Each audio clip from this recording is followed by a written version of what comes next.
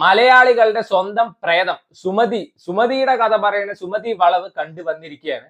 So ഈ cinema തിയേറ്ററിൽ പോയി കാണാൻ ആരെങ്കിലും ആഗ്രഹിക്കുന്നുണ്ടെങ്കിൽ ആദ്യം മനസ്സിൽ വെക്കേണ്ട ഒരു കാര്യം, ജംപ് സ്കെയർസ് തരുന്ന പേടിപ്പിച്ച് മൂത്രമൊഴിപ്പിക്കുന്ന പടമൊന്നും അല്ലത്.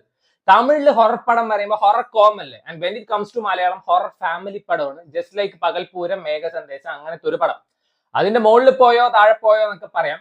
1963 ആദ്യം കാണിക്കുന്നത്. ആ പോർഷൻസ് ഒക്കെ നൈസ് ആയിരുന്നു. ആൻഡ് ഈ ഫസ്റ്റ് ഹാഫിൽ ചില നൈറ്റ് ഷോട്ട്സ് ഉണ്ട്, വൻ കിടു എന്ന് വേണമെങ്കിൽ പറയാം. നല്ല രസം ഉണ്ടായിരുന്നു.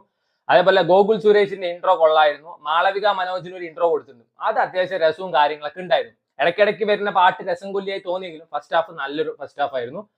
സെക്കൻഡ് ഹാഫ് കംപ്ലീറ്റ്ലി കയ്യിൽ പോയി എന്ന് വേണമെങ്കിൽ പറയാം.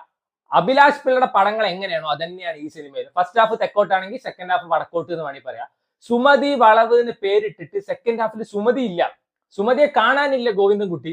അവസാനം മാതൃഭൂമിയിൽ മകളെ മടങ്ങി വരൂ കണ്ടു ഒരു അഡ്വർടൈസ്മെന്റ് കൊടുക്കേണ്ടി വരുമോ വിചാരിച്ചു. ഇതിൽ നമ്മുടെ അർജുൻ അശോകന്റെ ക്യാരക്ടറിന്റെ പേര് അപ്പു എന്നാണ്. സെക്കൻഡ് ഹാഫിൽ അപ്പു എന്ന കാമുകൻ ആയിരിക്കണം ടൈറ്റിൽ. കാരണം സുമതിയൊന്നും ഇല്ല, സുമതി ഇല്ല, വളവും ഇല്ല. അപ്പുവിന്റെ കുറെ കോപ്രായത്തരം. എനിക്ക് പലപ്പോഴും തോന്നിയത് അർജുൻ അശോകന് ഡാൻസ് കളിക്കാൻ വേണ്ടി മാത്രം ഇറക്കിയ ഒരു സിനിമയാണോ എന്ന്. അങ്ങനെയാണ് ഇതിന്റെ സെക്കൻഡ് ഹാഫ് കാണുമ്പോൾ തോന്നുന്നത്. കുറെ പ്രേമ നൈരാശ്യം, കുറെ ഡാൻസ്, കുറെ കള്ളുകൂടി, ഇത് മാത്രത്തിലുള്ളൂ. സുമതി എവിടെ? ആ സെക്കൻഡ് ഹാഫ് ഒരു കുടുംബ സീരിയൽ ലെവലാണ് എടുത്തു വെച്ചിരിക്കുന്നത്. ആൻഡ് മിനിറ്റിന് പാട്ട് വെറുപ്പിക്കലിന്റെ എക്സ്ട്രീം ആയിരുന്നു സെക്കൻഡ് ഹാഫ്.